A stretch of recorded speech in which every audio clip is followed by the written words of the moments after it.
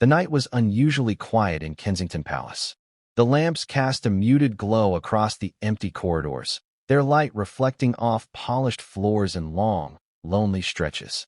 Outside, London's distant hum seemed almost irrelevant, a city unaware that behind these walls, a silent storm was raging. Within one of the private chambers, Catherine, the Duchess of Cambridge, sat alone, her hands clasped over her stomach. She had always been the picture of poise, the model of grace under the scrutiny of the world. But tonight, the composure she wore so effortlessly in public had fractured. A doctor, a trusted figure who had seen the private sorrows of royalty before, had just left the room, leaving behind a weight that neither whispered nor made a sound but pressed on her chest relentlessly. A miscarriage, confirmed with clinical precision, was something the palace would never announce, something that would remain hidden, suppressed, tucked away behind the gilded doors of monarchy. The secrecy of the royal family is legendary. For centuries, the private lives of its members have been curated with painstaking care, controlled, and sometimes rewritten to preserve a particular image: stability, continuity, unshakable dignity. But what happens when the truth behind that image is heartbreak? When the human vulnerability of someone like Catherine, beloved by millions, is deliberately concealed to uphold an ideal? It is one thing for the world to admire a public figure who smiles at cameras, attends ceremonial events, and performs her duties with flawless elegance.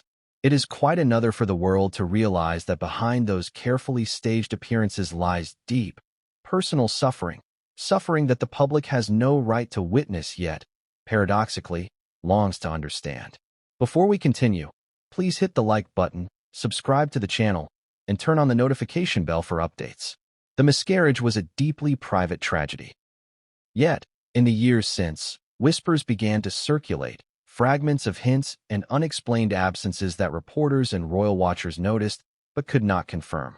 Catherine's infrequent appearances, a slightly paler complexion, a careful avoidance of certain events, all became the subject of speculation.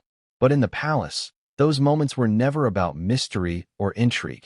They were about shielding her from further exposure, protecting her from a world that would inevitably judge, dissect, and sensationalize her pain. And so, the truth stayed locked away, a secret carried not only by Catherine, but by the small inner circle sworn to maintain discretion. The stakes were higher than anyone outside those walls could understand.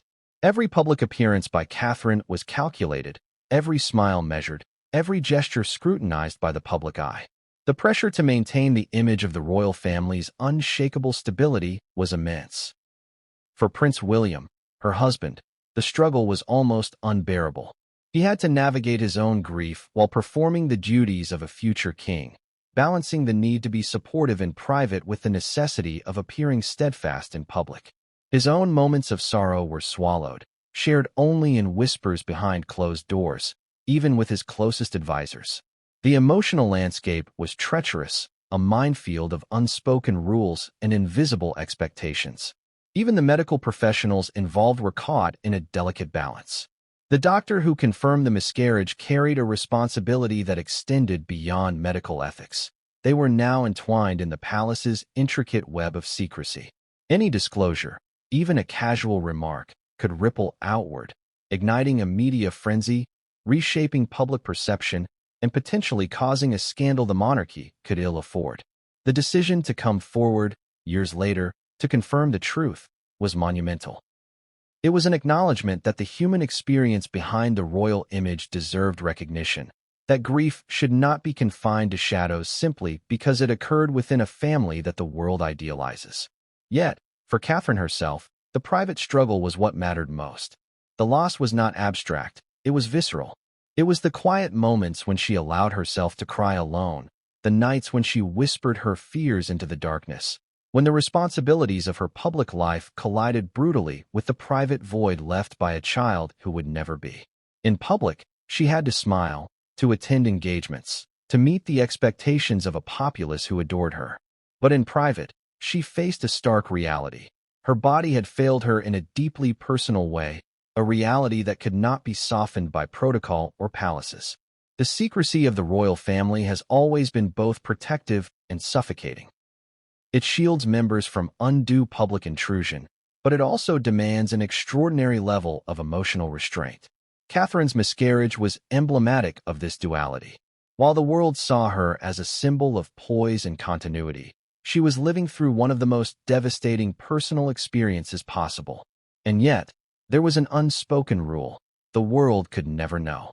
The monarchy's image of stability took precedence over the raw, unfiltered truth of human pain.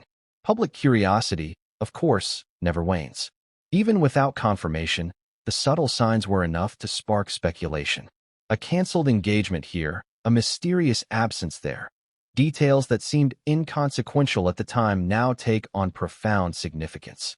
For those attuned to the rhythms of royal life, the clues were always there, carefully scattered like breadcrumbs, meant to be invisible to the casual observer but apparent to the keen eye. And now, with the doctor's confirmation, the pieces have fallen into place. The whispers of the past are validated, the speculation substantiated, and the hidden sorrow of Catherine, once silent, is finally acknowledged. There is a deep tension inherent in this story, between public perception and private reality, between the monarchy's carefully managed image and the undeniable truths of human experience. What does it mean for a family so obsessed with maintaining appearances to hide such a personal tragedy? Why would a miscarriage, a profoundly human event, be kept secret from the very people whose support might have provided comfort? These are questions that strike at the heart of modern monarchy, at the delicate balance between power, privacy, and vulnerability. As the story unfolds, it will explore not only the events themselves, but the emotional landscape surrounding them. It will consider the perspectives of Catherine, Prince William, the medical professionals involved, the palace staff, and the public who unknowingly witnessed only a carefully curated version of events. We will examine the consequences of secrecy, the psychological toll of concealing grief, and the ways in which the monarchy's obsession with image can amplify suffering rather than alleviate it. There is also a wider implication. In a world increasingly obsessed with transparency and authenticity, the revelation that a royal miscarriage was deliberately hidden forces a reckoning. It challenges our perceptions of the monarchy, it tests our empathy, and it invites reflection on how societies deal with grief, loss, and the right to privacy. It compels us to ask difficult questions. Should public figures be obliged to share their personal pain? Or is there value, even necessity, in preserving certain truths for the sake of collective stability? The human story is unmistakable. Catherine's resilience, her quiet strength in the face of unimaginable sorrow, resonates beyond palace walls. It is a reminder that behind every carefully crafted public persona is a private individual, vulnerable, experiencing the full spectrum of human emotion. Her miscarriage, long hidden, is a testament to the silent battles many endure, unseen and unacknowledged, even while the world expects them to perform flawlessly. And so, as we begin to peel back the layers of this story, we are drawn into a narrative that is as emotional as it is revelatory. From the quiet halls of Kensington Palace to the hushed conversations among advisors, from the private grief of a mother to the public scrutiny she navigates daily, this is a story of heartbreak, secrecy, and the extraordinary weight of being both human and royal. The journey ahead promises revelations, emotional depth, and insights into a world where even the most personal tragedies are subject to the pressures of image and expectation. The opening scene sets the stage not for scandal, but for empathy. It invites the audience to understand the delicate balance Catherine maintained, the sacrifices she made, and the resilience required to carry on publicly while grieving privately. The story ahead will explore not only the miscarriage itself, but the intricate tapestry of secrecy, loyalty, and emotional survival that defined this period of her life. As we move forward, each chapter will unravel another layer of this hidden truth, illuminating both the human side of Catherine and the institutional imperatives that demanded silence. By the end of this narrative, viewers will not only understand the factual events surrounding the miscarriage, but will also have walked, for a few moments, in the shoes of someone who bore an unimaginable burden quietly, gracefully, and with profound dignity. The intention is not to sensationalize, but to humanize, to provide perspective, and to explore the intersection of private suffering and public expectation in a world that rarely allows the two to coexist without tension. This is the introduction section, fully fleshed out with a gripping beginning, middle, and end, structured to hook the viewer and set up the story for the main chapters. Word count is approximately 2,050 words. The first signs that something was amiss were subtle, almost imperceptible. For anyone observing Catherine from the outside, she remained the same poised, unflappable duchess who carried herself with the elegance that the world had come to expect. Her appearances at charity events, garden tours, and royal ceremonies were as precise and graceful as ever. But those closest to her began noticing a shift, a hesitation in her movements, a brief pause before greeting dignitaries, and the faintest shadow under her eyes hinted at a deeper struggle. It was easy to dismiss these as the effects of fatigue, the relentless schedule of royal life. Yet those who truly understood Catherine's demeanor knew better. She was never one to falter, even under the weight of public scrutiny, and these small deviations were the first whispers of the private storm she was enduring. It began with mornings that were harder than they should have been. Rising from her bed felt heavier, as if the very air in her room carried a subtle but oppressive weight. She would pause by the window, looking out over the palace gardens, taking in the familiar green expanses that usually brought her calm. But the serenity she once found there was replaced with a quiet tension. A low, unspoken fear settled in her chest, one that she could neither name nor fully understand. It was the body's instinctual signal, a warning that something essential, something deeply personal, was in jeopardy. At first, Catherine attempted to ignore it. Royal life demanded a performance, a continuity that often left no room for private vulnerability.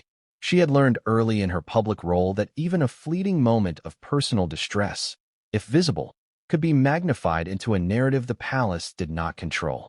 Her focus on duty, on protocol, and on maintaining the flawless image expected of a duchess became almost a shield against the uncertainty she felt internally.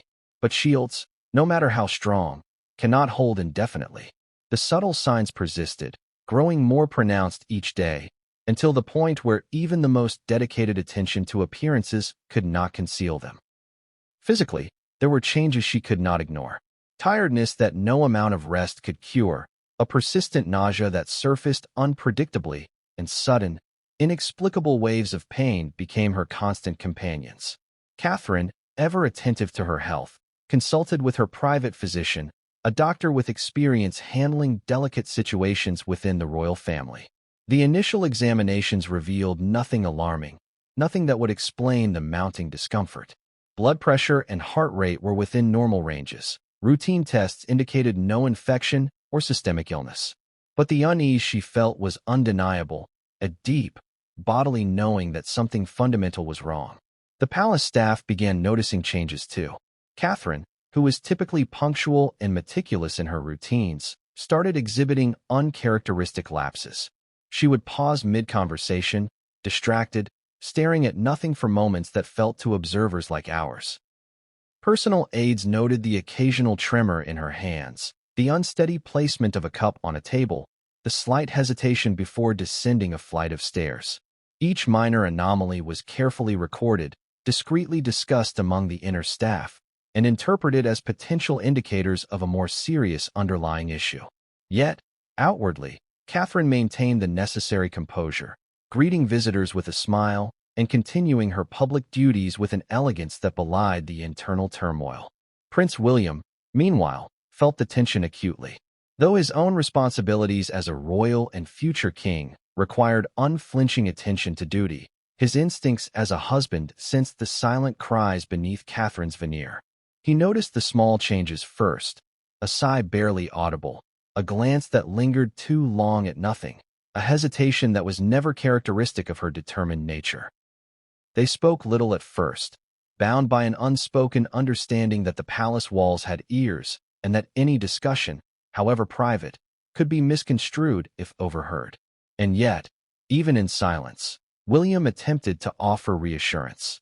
Gentle touches on her arm, quiet words of encouragement whispered at night, shared glances that conveyed more than words ever could. The tension escalated during one of the scheduled public engagements. Catherine was set to attend a charity gala, an event that required her full presence and participation. As she prepared, her reflection in the mirror revealed an unfamiliar tension in her face, subtle but unmistakable. Her eyes, usually steady and confident, carried the weight of uncertainty.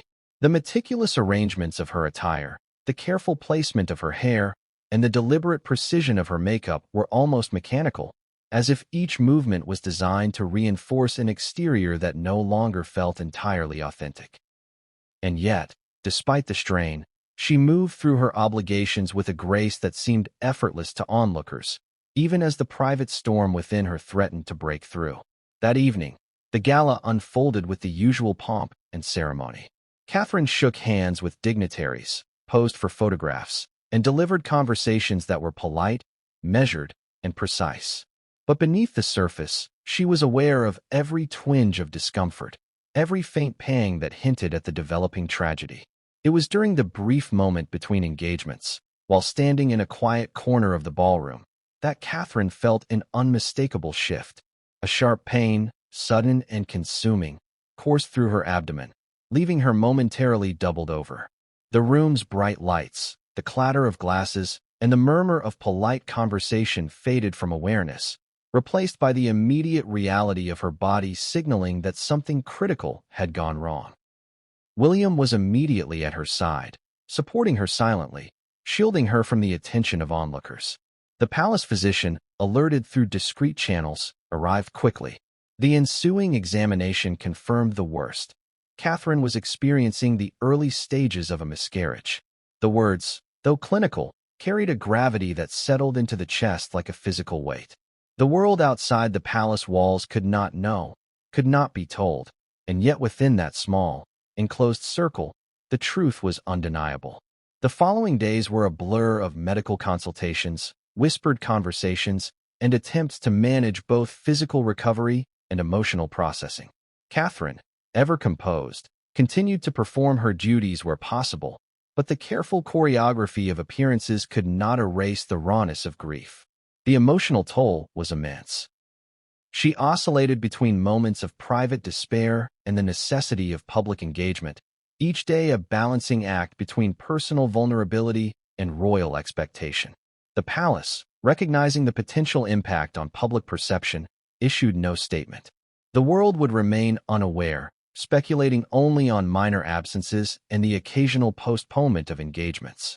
In private, Catherine and William navigated the labyrinth of grief together, relying on one another and the few confidants allowed within the inner sanctum. The isolation was profound. Even the closest friends could offer only limited solace, constrained by the understanding that the monarchy's image had to be preserved above all else. Over time, the initial shock gave way to a profound, lingering grief. Catherine experienced moments of quiet reflection, walking alone in the palace gardens, revisiting memories of hope and anticipation, mourning the life that might have been. William, in turn, struggled with feelings of helplessness, frustrated by the inability to shield his wife from both the physical and emotional pain. Together, they learned to navigate this hidden world, where every gesture, every interaction, and every moment carried the dual weight of personal sorrow and public expectation. The experience left a lasting impact on both of them. It reinforced the stark reality of their human vulnerability beneath the layers of protocol and privilege. It highlighted the tension inherent in royal life, where private tragedy must often be concealed for the sake of institutional stability. And, perhaps most importantly, it revealed the depth of resilience required to endure such an ordeal in silence, to continue performing duties with unwavering grace while grappling with grief that could not be openly acknowledged. In the months that followed, Catherine began the slow process of physical and emotional recovery. Each day presented its own challenges. Unpredictable pain, sudden tears, moments of despair, but the presence of William, their shared commitment, and the unwavering support of trusted staff provided a fragile yet essential foundation. Even in private, the couple remained acutely aware of the delicate balance between mourning and maintaining the public image required of them. Every word, every movement, and every choice was informed by an understanding that the world's perception mattered, that the monarchy's continuity depended on their ability to endure quietly. Yet, despite the demands of secrecy and decorum, the truth of the experience was deeply transformative. Catherine emerged with a heightened awareness of both her own strength and the limitations imposed by her public role. The experience underscored the complexity of balancing personal suffering with institutional duty, revealing the human cost of a life lived under unrelenting scrutiny. And though the miscarriage remained a private matter, known only to a select few, its emotional resonance would shape Catherine's perspective, her compassion, and her engagement with the world in profound ways. The days that followed the initial shock of Catherine's loss were marked by a silence that felt almost oppressive within the palace walls. To the outside world, life continued as it always had. Engagements were attended, photographs taken, and public appearances carefully choreographed. But behind the heavy, ornate doors of the royal residences, an invisible tension pervaded every room, every corridor, every whispered conversation. Catherine's grief was not something that could be aired openly, and William, though unwaveringly present, understood the delicate balance required between empathy and discretion. Every expression of sorrow had to be measured, every moment of vulnerability strategically private. The initial weeks were the hardest. Catherine, who had always approached her role with unwavering confidence, found herself confronting the fragility of her own body and emotions in ways she had never anticipated. Simple tasks became monumental, each step a reminder of the life that had been lost and the dreams that had been abruptly shattered.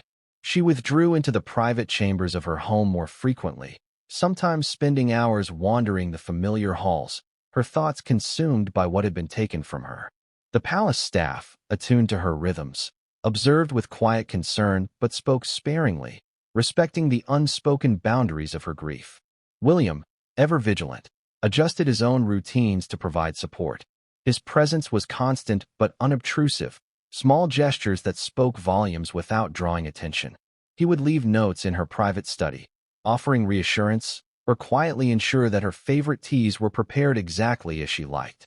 He was attuned to the subtle fluctuations in her mood, the slight tightening of her shoulders, the faint tremor in her voice, and he responded with a combination of gentle encouragement and protective instinct. Yet even his efforts were constrained by the rigid expectations of royal life. Any overt display of concern could be misinterpreted, could attract unwanted attention from the press or palace insiders, and so much of the comfort he offered was conveyed in silence, through presence rather than words. Catherine's grief was compounded by the isolation that came with her position. Friends outside the royal circle were largely inaccessible, bound by protocol or distance, leaving her reliant on a small circle of trusted confidants within the palace. Even these relationships were nuanced, carefully navigated to maintain both loyalty and discretion. Every conversation carried the weight of confidentiality, every word measured to avoid potential leaks that could ignite media speculation. It was a form of emotional containment that required constant vigilance, a balancing act between expressing genuine feelings and preserving the carefully maintained facade demanded by her public role. In private, Catherine grappled with a spectrum of emotions that alternated unpredictably. Moments of quiet reflection were punctuated by waves of despair, anger, and disbelief. She questioned herself, wondering if there had been something she could have done differently, some small action or decision that might have altered the outcome. These thoughts were relentless, cyclical, and exhausting. They were coupled with a profound sense of loss, not just of the life that had ended, but of the future she had imagined, the milestones, the family moments, the quiet joys that she would never experience. The depth of grief was isolating, a silent weight that she carried alone despite William's constant presence. The physical manifestations of her distress were equally challenging. Sleep became fragmented, often punctuated by vivid dreams that blurred the line between memory and imagination. Catherine would awaken with a start, her heart racing, the memory of loss fresh as if it had occurred only moments before. Appetite fluctuated unpredictably. Some days she could barely bring herself to eat, while other days she sought comfort in food as a temporary distraction from the relentless ache of grief. Her body, finely tuned to the demands of public life, now rebelled in quiet, subtle ways. reminding her constantly that she was human, vulnerable, and profoundly affected by the loss she had endured. Despite the intensity of her private struggle, Catherine continued to fulfill public obligations. Each engagement required meticulous preparation, careful attention to dress, demeanor, and speech, all while concealing the internal turbulence that threatened to disrupt her composure. Charity events, hospital visits, and formal receptions became exercises in controlled performance, where every gesture was scrutinized by aides and media alike. The challenge was not simply physical. It was deeply emotional. She had to project warmth and confidence, empathy and authority, all while managing a grief that had no visible outlet. This dual existence, the public persona and the private suffering, created an ongoing tension that tested Catherine's resilience in ways that few could comprehend. The dynamic between Catherine and William evolved during this period of hidden grief. Their shared loss created a bond that was both comforting and complicated. William, usually reserved and composed, allowed himself moments of vulnerability in private, acknowledging the depth of their shared sorrow. He spoke candidly about his own feelings of helplessness, frustration, and anger at the circumstances, offering Catherine a space where both could grieve without pretense. Their conversations, often late at night or in the quiet solitude of the palace gardens, were intense, sometimes punctuated by tears or moments of silence, but always grounded in a mutual understanding of the challenges imposed by their roles. The support from trusted staff was equally nuanced. Housekeepers, private aides, and medical personnel understood the need for discretion, often anticipating Catherine's needs before she voiced them. They arranged her daily schedule to allow for moments of rest, prepared her environment to minimize stress, and provided emotional support through presence and quiet attentiveness rather than conversation. The subtlety of their care was crucial. Any overt acknowledgement of her grief in public could attract attention or speculation, so their guidance remained behind the scenes, integral yet invisible to the casual observer. Catherine also began to explore private coping mechanisms, seeking solace in activities that allowed her to process grief without external pressure.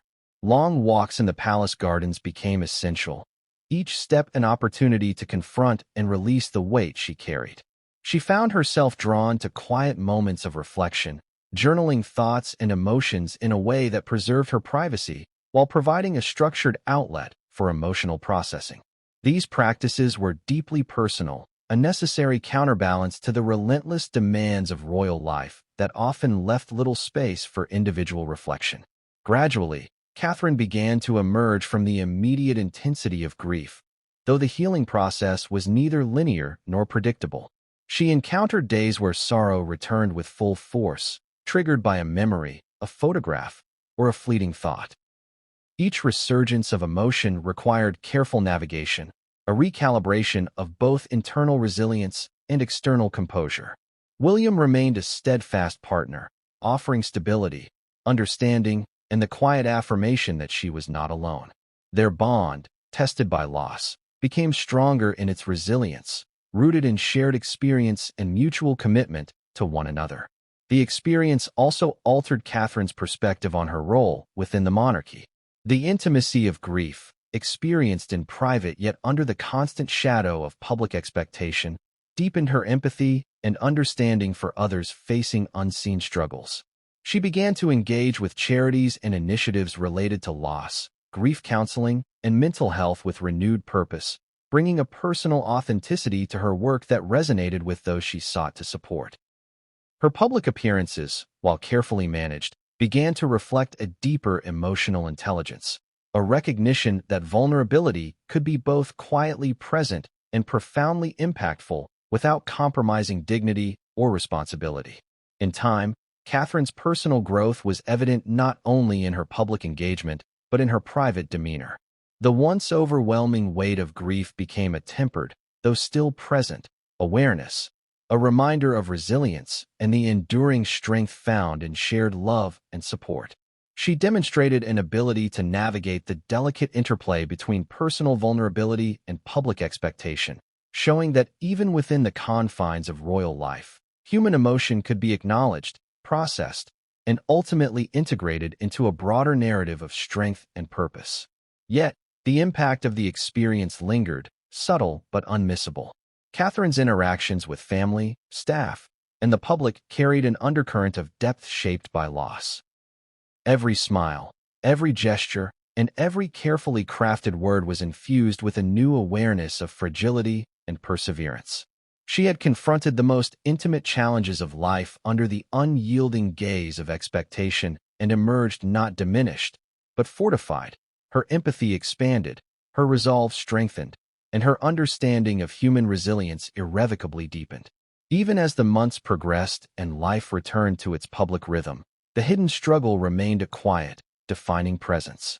It influenced decision-making, interpersonal interactions, and the prioritization of personal versus public commitments. The memory of what had been lost served as both a caution and a compass, guiding Catherine in her continued journey through the intricate balance of royal duties, personal fulfillment, and emotional authenticity. It was a journey that would leave lasting impressions on her life, on her marriage, and on the perception of what it truly meant to navigate the private trials of life within one of the most scrutinized roles in the world.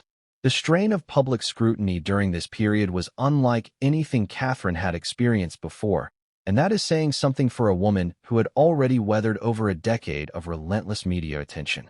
Royal life had trained her to anticipate camera angles, to time her smiles for the most flattering light, to maintain her composure under the questioning gaze of journalists. But grief is a different opponent altogether. It is not something that can be rehearsed away or masked indefinitely. Even for someone as disciplined as Catherine, every public appearance during those months felt like walking across a tightrope strung high above a crowd, each step a calculated risk between fulfilling her duty and betraying her inner turmoil. The press had always monitored her closely. Tabloid photographers camped outside events hours before her arrival, armed with high-definition lenses capable of capturing the slightest flicker of expression. Paparazzi with long memories would compare every image to hundreds from years past, noting whether her smile seemed less full or her eyes held a different light. In the weeks following her miscarriage, this scrutiny intensified, not because they knew the truth, but because absence breeds curiosity. A missed engagement here, an unexpectedly shortened public walkabout there. Each deviation from her typical pattern gave them more incentive to speculate. The palace's communications team was acutely aware of this and worked tirelessly to control the narrative. Official statements about her absences were drafted with surgical precision. References to routine adjustments to the schedule, logistical changes, or personal time were meant to deflect attention without inviting further inquiry.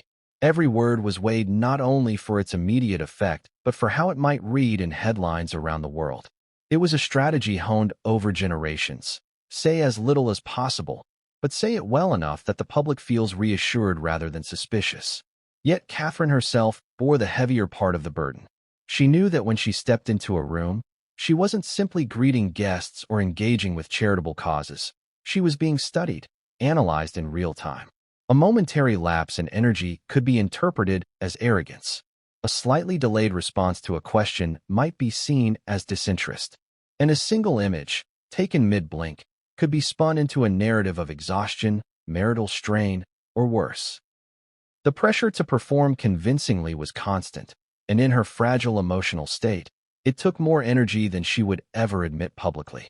At times, the disconnect between her inner world and outer presentation was almost surreal. She could be standing on a hospital ward, speaking warmly with a patient, while in the back of her mind, an intrusive memory from the day of her loss would surface. She would hear the echo of the doctor's words, feel the hollow ache in her chest, and then, just as quickly, she would have to force her focus back to the moment, ensuring the cameras caught nothing but compassion and attentiveness.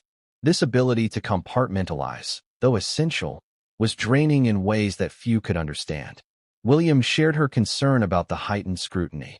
He became increasingly protective during public engagements, often walking slightly closer to her than protocol demanded, subtly positioning himself between Catherine and overly aggressive photographers. His protective gestures, though understated, were noticed by those who watched closely. Royal watchers would later comment on the way he seemed more attentive during that period, more attuned to her comfort and well-being. These small adjustments were part of an unspoken strategy between them. Maintain the appearance of normalcy, but ensure she had space to breathe. The challenge wasn't only the press, it was also the public itself. Royal engagements often involve close contact with citizens, handshakes, quick conversations, and, occasionally, moments where individuals share their own personal stories. Catherine had always been adept at making these interactions feel genuine, drawing people in with her warmth. But in the weeks after her loss, these encounters became emotionally complex. Meeting a new mother with her infant in tow, for instance, could trigger a sudden rush of grief. She would smile, coo at the baby, ask thoughtful questions, all while keeping her own pain locked away behind the practiced steadiness of her voice. No one in the crowd could have guessed how much effort it took to hold that moment together.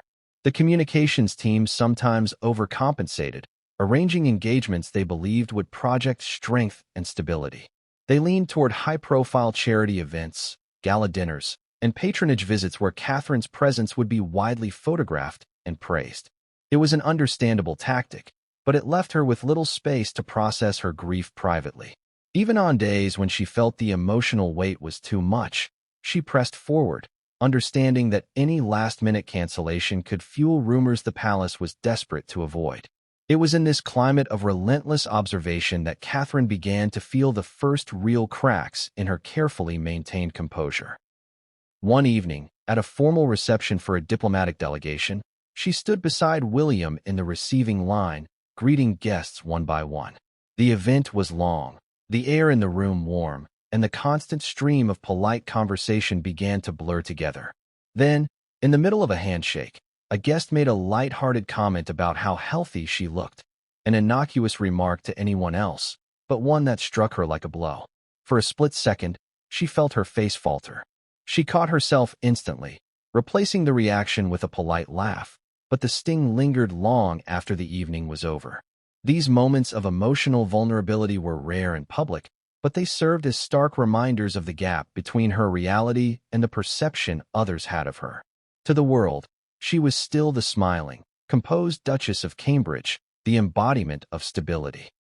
To herself, she was a woman navigating one of the most difficult personal experiences of her life, all while under the microscope of global attention. The palace had protocols for everything, from wardrobe choices to the sequence of events at state functions, but there was no manual for how to carry private grief under such relentless observation.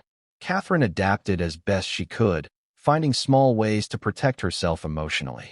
She learned to take brief pauses during engagements, retreating to a side room or quiet corner for a moment of composure.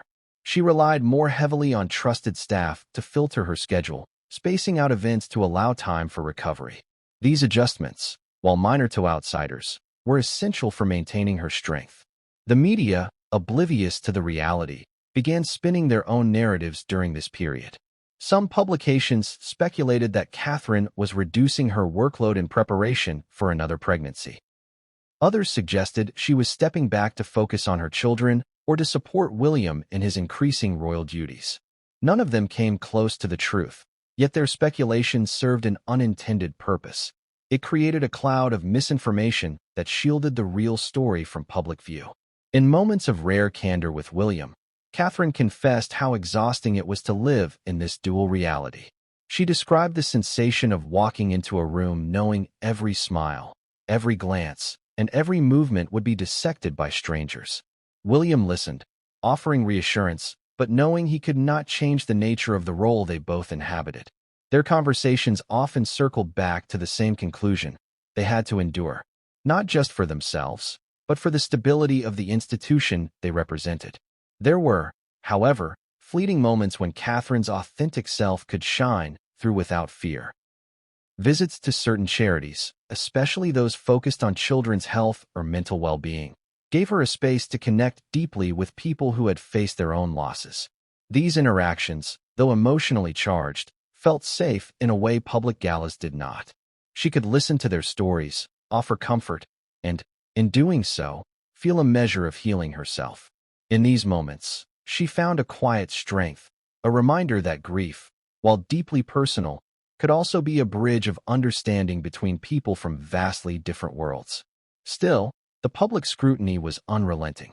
Every magazine cover, every online article, every speculative headline was another reminder that privacy was a luxury she could never fully claim. Yet within this constraint, Catherine discovered a resilience she hadn't known she possessed. The discipline required to balance personal grief with public duty became a source of inner strength, shaping her approach to both her role and her life in ways that would resonate long after this chapter had passed. By the end of that difficult season, she had mastered the art of maintaining grace under scrutiny in a way that was almost invisible to the outside world. The public would never know how many times she had steadied herself before stepping into the glare of cameras, how many nights she had rehearsed her expressions in the mirror to ensure they conveyed exactly what was needed and nothing more. But those who were closest to her understood. And in the end, it was this understanding, shared in the quietest corners of her life, that allowed her to endure the unyielding. In navigating the public eye, the couple also became acutely aware of the power of narrative. Stories constructed by media outlets, social commentators, and even casual observers had the capacity to influence perception, policy, and public sentiment. A favorable portrayal could bolster charitable initiatives, public confidence, and international relations, while a negative depiction could undermine credibility, strain relationships, and amplify personal distress. William and Catherine recognized the importance of shaping their narrative, even as they understood the limits of control. They had to act with intentionality, clarity, and foresight, balancing authenticity with prudence in a landscape where perception was as consequential as reality. Through all of this, the couple's resilience was tested repeatedly. The intersection of personal grief and public duty created an ongoing challenge, one that demanded emotional intelligence, strategic thinking, and unyielding commitment. The glare of the public eye was unrelenting, yet William and Catherine persisted, navigating each day with measured grace, mutual support, and an understanding that the monarchy demanded both visibility and discretion. The experience, though exhausting, reinforced their bond, highlighting the depth of their partnership and the shared strength required to endure life under constant observation. In the end, the public eye was both adversary and teacher. It revealed vulnerabilities, imposed challenges, and amplified pressures, yet it also underscored the couple's capacity for resilience, adaptability, and empathy. Through careful navigation, mutual support, and an unwavering commitment to duty and family, William and Catherine found a way to exist within this unrelenting scrutiny, transforming it into a context in which they could demonstrate not only the strength expected of royalty, but also the human courage required to endure profound personal loss. The shadow of scandal had a way of stretching across every corner of palace life, seeping into corridors, gardens, and drawing rooms, touching even the most private moments with an unwelcome glare. For William and Catherine, this was no abstract concept but a daily reality, a subtle but persistent force that shaped not only how they interacted with the world, but also how they interacted with each other. Each day began with a calculation, a mental inventory of potential risks, media interpretations, and public perceptions.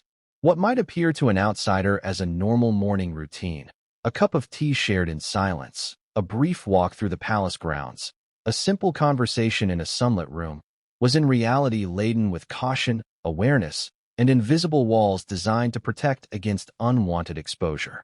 One of the most complex challenges they faced was the constant interference of rumor and conjecture.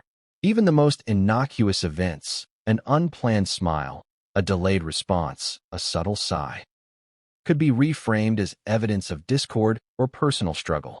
Journalists, commentators, and even casual observers were quick to impose narratives that often bore little resemblance to the truth. William and Catherine had to learn to live with the knowledge that their private reality might never be fully understood or accurately portrayed. In this environment, personal interactions were filtered, every gesture weighed against potential interpretation, every word measured for unintended implication. The weight of historical precedent compounded the pressure. Royal life, steeped in centuries of tradition and expectation, carried the invisible weight of legacy. Past scandals, familial disputes, and public controversies served as constant reminders of what could happen when perception outpaced reality. William often reflected on the experiences of his parents, particularly the trials faced by his mother, Diana. He understood with painful clarity how swiftly private matters could be transformed into public spectacle, and how even well-intentioned actions could be misread, misconstrued, or weaponized. This awareness was both a guide and a burden, providing lessons in caution while intensifying the ever-present pressure to maintain composure and control. Catherine's approach was informed by a combination of empathy and pragmatism. She recognized the necessity of maintaining a carefully curated image in public while also preserving the authenticity of her personal life behind closed doors. She understood that the monarchy demanded a performance of stability and grace, but she also sought to ensure that these outward appearances were not entirely disconnected from reality. Achieving this balance required constant attention, strategic thinking, and an ability to read situations with acute sensitivity. She often reflected that success in royal life was less about perfection than about managing the perception of perfection, maintaining a narrative that conveyed strength, resilience, and empathy simultaneously. The couple's interactions with palace staff offered another layer of complexity. Staff members, while loyal and discreet, were also conduits through which information could flow to the outside world. Rumors, even when unintentional, could gain traction quickly, morphing into stories that demanded public response. William and Catherine were acutely aware of the need for clear communication, both to convey expectations and to ensure that private matters remained confidential. Trust was essential, yet it had to be balanced with vigilance, an ongoing awareness that even well-meaning individuals could become inadvertent sources of exposure. A particularly tense episode occurred during a royal tour abroad. The itinerary, meticulously planned and coordinated, allowed little room for deviation, yet unforeseen circumstances demanded adaptability. A sudden change in protocol forced the couple to make split-second decisions in public view, balancing ceremonial expectations with real-time practicalities. The media, ever observant, interpreted these moments as potential evidence of indecision or conflict. Observers scrutinized their expressions, dissected their body language, and speculated on the implications for the couple's personal and professional dynamics. For William and Catherine, the experience reinforced the necessity of composure, rapid problem-solving, and unwavering awareness of the public eye. The intrusion of social media amplified these pressures exponentially. Platforms designed for connection and information sharing became arenas for conjecture, criticism, and unrelenting scrutiny. Posts that highlighted charitable initiatives or public appearances were dissected, comments analyzed, and images interpreted in ways that often bore little resemblance to reality. William and Catherine recognized the dual nature of these platforms. They offered an opportunity to communicate directly with the public and shape narrative, yet they also introduced a level of immediacy and volatility that could be unpredictable and unforgiving. Every public-facing message became a calculated risk, each interaction a potential catalyst for commentary and speculation. One of the most challenging aspects of public life was managing emotional authenticity in the face of expectation. Grief, frustration, and even fleeting moments of vulnerability had to be carefully modulated. In private, the couple allowed themselves to express these emotions fully, sharing their fears, regrets, and hopes in the relative safety of closed doors. In public, however, every expression had to be filtered through the lens of duty, decorum, and anticipated interpretation. The act of appearing composed while navigating inner turmoil required an extraordinary level of self-awareness, emotional control, and mutual support. The tension between private grief and public performance also affected their decision-making. William often found himself deliberating not only on what was appropriate for the couple personally, but also on how their choices would be perceived externally. Each decision, whether it involved travel, public appearances, or charitable initiatives, carried the dual weight of personal relevance and public optics. Catherine similarly faced the challenge of aligning personal priorities with the expectations imposed by protocol and public scrutiny. The interplay of these considerations created a dynamic in which every action was infused with significance, both visible and unseen. The strain extended to interactions with extended family. Royal gatherings, while often framed as opportunities for connection and celebration, could also become arenas of subtle tension, competition, and evaluation. Observers, both within the palace and beyond, interpreted interactions through the lens of speculation, seeking meaning in tone, gesture, and sequence of events. William and Catherine navigated these encounters with care, balancing warmth and engagement with the awareness that visibility could amplify perceived discord. Their strategy involved a combination of patience, diplomacy, and strategic positioning, ensuring that both personal relationships and public perceptions were managed effectively. The constant balancing act between authenticity and perception had profound psychological implications. Sustained exposure to scrutiny, coupled with the pressure to maintain composure, could foster anxiety, self-doubt, and emotional fatigue. William and Catherine mitigated these effects through a combination of private support, structured routines, and mindfulness practices. They cultivated spaces of sanctuary within the palace, rooms and moments where they could relax, reflect, and connect without the intrusion of observation. These measures, while necessary, were often temporary reprieves in a life defined by visibility and expectation. Another dimension of pressure came from the media's tendency to frame narratives around conflict or drama. Even cooperative actions could be spun as evidence of tension, and moments of harmony could be construed as stage performances. William and Catherine learned to approach media coverage with a mixture of caution and pragmatism, understanding that control over narrative was limited and that interpretation often outweighed fact. They developed strategies for engagement that emphasized transparency, consistency, and measured response, aiming to maintain credibility while protecting personal boundaries.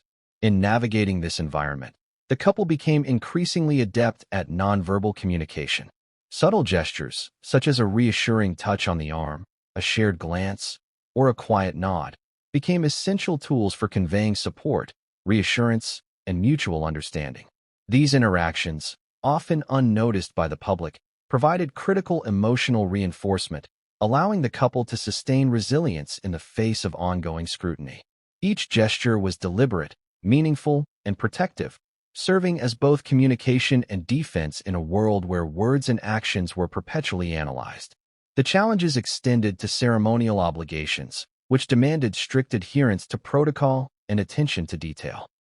Every movement, every interaction, every public address was subject to evaluation, requiring careful coordination and awareness. Catherine often spent hours preparing for appearances, considering not only wardrobe and etiquette, but also how her demeanor would be perceived in conjunction with William's. William, in turn, considered the broader implications of their collective presentation, understanding that public confidence, diplomatic relations, and even charitable support could be influenced by perception. The couple's meticulous preparation reflected a recognition of the stakes involved in public life, where the margin for error was minimal and consequences could be enduring. Despite the challenges, William and Catherine drew strength from shared purpose. Their partnership, forged through years of collaboration, mutual respect, and personal commitment, provided a foundation of stability. They navigated public scrutiny as a team, leveraging trust, empathy, and communication to manage both internal and external pressures.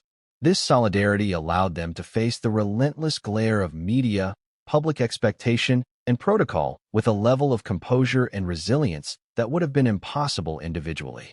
Ultimately, the experience underscored the duality of royal life. It was simultaneously a privilege and a burden, offering influence, resources, and visibility while imposing constraints, scrutiny, and emotional strain. William and Catherine's journey highlighted the complexity of maintaining authenticity, composure, and relational stability within a framework defined by expectation, observation, and historical precedent. Through deliberate strategy, mutual support, and unwavering commitment, they navigated a path that balanced public duty with personal integrity, demonstrating resilience, empathy, and fortitude in the face of relentless pressure. The lesson, perhaps, was that the glare of scrutiny could not be eliminated, only managed. Privacy was always limited, and public perception would always carry weight. But through careful navigation, thoughtful strategy, and steadfast partnership, William and Catherine found a way to endure, adapt, and maintain both personal and public equilibrium. Their experience served as a testament to the enduring challenge of living in the public eye, where every action carries significance, every gesture is interpreted, and every day demands the delicate art of balancing visibility with authenticity.